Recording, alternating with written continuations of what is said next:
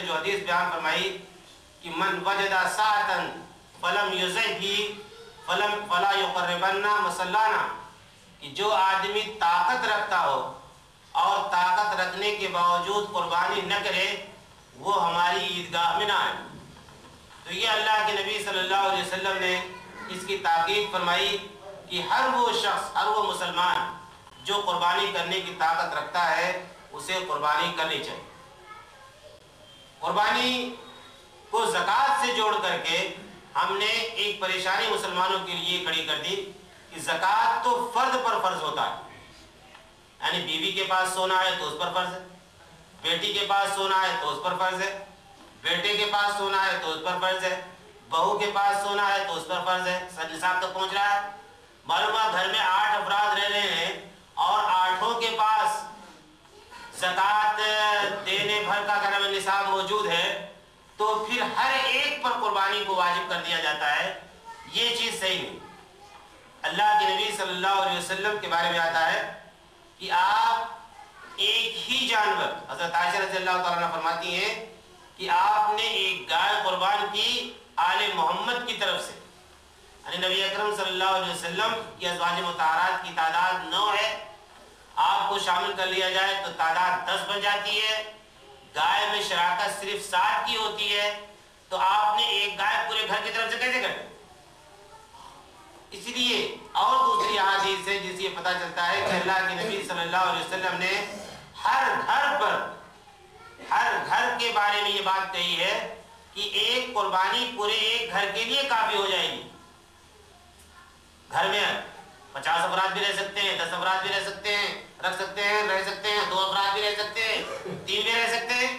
ایک پوری فیملی جس کے 2-3 بچے ہوں یا بیوی ہوں تو 7-8 افراد پر مشتمل عام طور سے ہوتی ہے، تو اس فیملی پر قربانی کرنا اگر حیثیت ہے تو اس کے لیے سنت موقدہ، یعنی فقہی اصطلاح میں اگر ہم گفتگو کریں تو سنت موقدہ کا درجہ یہ بنتا ہے اس شخص کے لیے جو قربانی کرنے کی طاقت رکھتا ہے۔ یہ ہو سکتا ہے کہ ہمارے پاس 7.5 سونا نہ ہو یا اس کی قیمت ہمارے پاس نہ ہو۔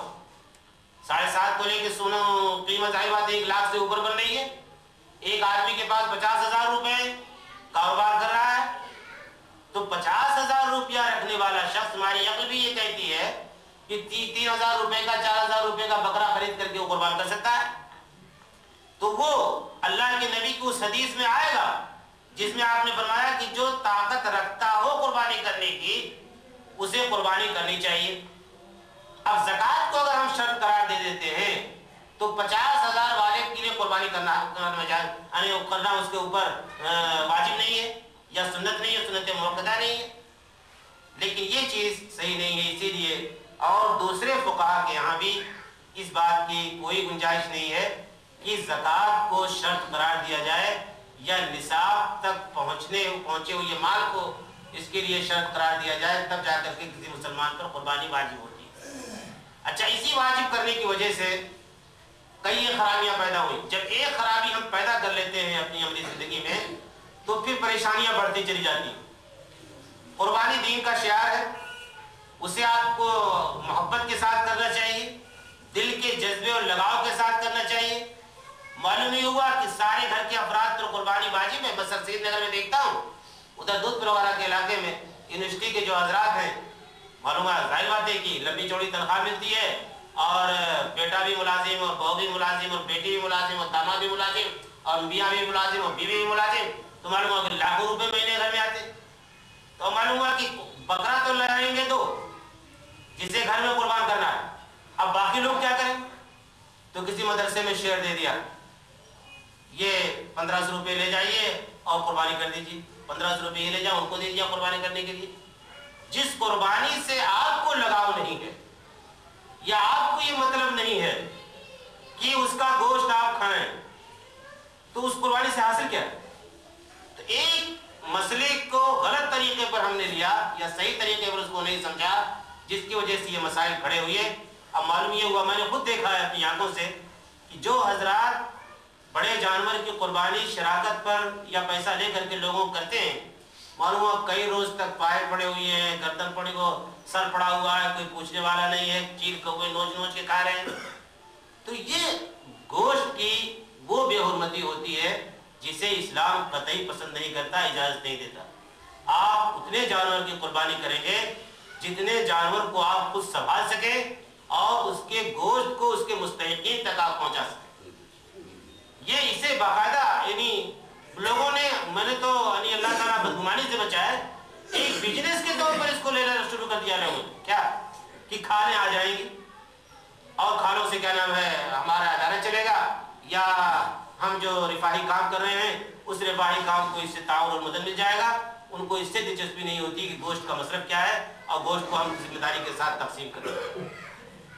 अल्लाह के नबी सल्लल्लाहु अलैहि वसल्लम ने, आपको मालूम होगा कि शुरू इस्लाम में आपने ये पाबंदी आयद की थी कि 3 दिन से ज्यादा कुर्बानी का गोश्त खाया ही ना जाए। बाद में जब हालात बेहतर हुए, खुशहाली आई, बड़ी तादाद में लोग कुर्बानियां करने लगे, तो अल्लाह के नबी सल्लल्लाहु अलैहि वसल्लम ने इस बात की इजाजत दी कि अब चूंकि गोश्त ज़ाया होने का अंदेशा है, लिहाजा तुम उसे अपने हिसाब से सुखा करके या मसाला लगा करके, अरब भी कई महीने तक गोश्त खाते थे।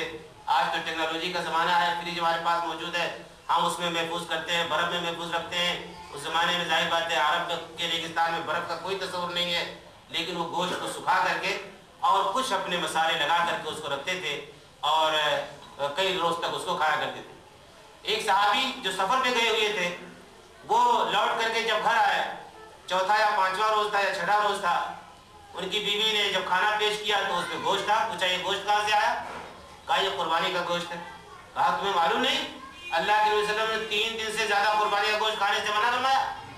तो उन्होंने कहा कि नहीं, आपके जाने के बाद अल्लाह के नबी ने दूसरा हुक्म दे दिया है और इजाजत दे दी है कि अब 3 दिन से ज्यादा भी कुर्बानी का गोश्त खा सकते हो। तो उनको इत्मीनान नहीं हुआ, खाना छोड़ करके वो गए दूसरे सहाबी के पास और उनसे मालूम किया। उन्होंने कहा कि हाँ, आपकी गैर मौजूदगी में अल्लाह के नबी ने ये दूसरा हुक्म दे दिया है और इजाज़त दे दी है कि अब 3 दिन से ज़्यादा गोश्त खा सकते हो।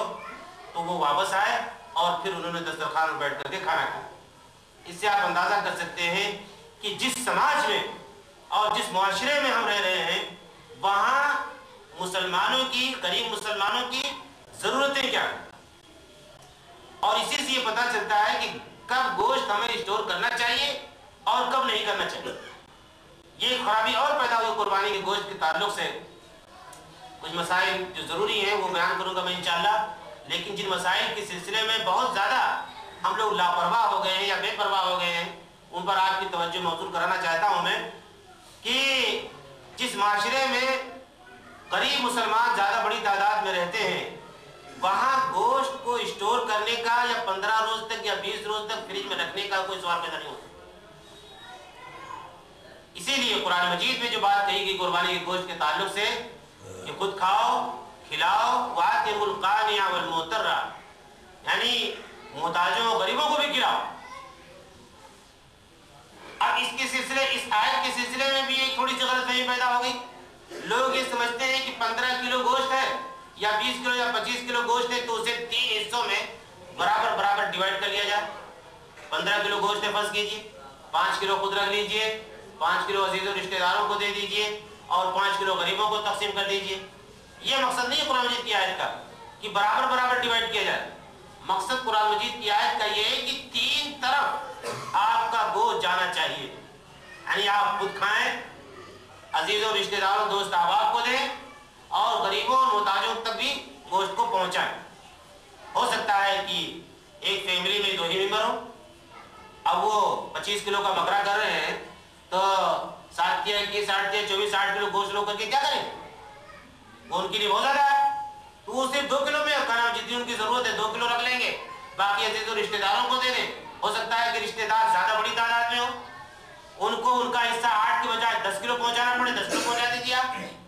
या अजीज़ों रिश्तेदारों सबके यहाँ कुर्बानियाँ हैं, उनको बेनियाजी है या वो ज़हमत महसूस करते हैं मज़ीद लेने से, तो हो सकता है कि आपके पास 10 किलो फाजिल हो और 10 किलो आप गरीबों मिस्कीनों को तकसीम कर दें। तो शरीयत का मकसद ये है कि गोश्त 3 तरफ जाना चाहिए, बराबर बराबर नहीं। بلکہ جہاں جیسی ضرورت ہوگی اسی ضرورت کے مطابق قدم اٹھایا جانا چاہیے.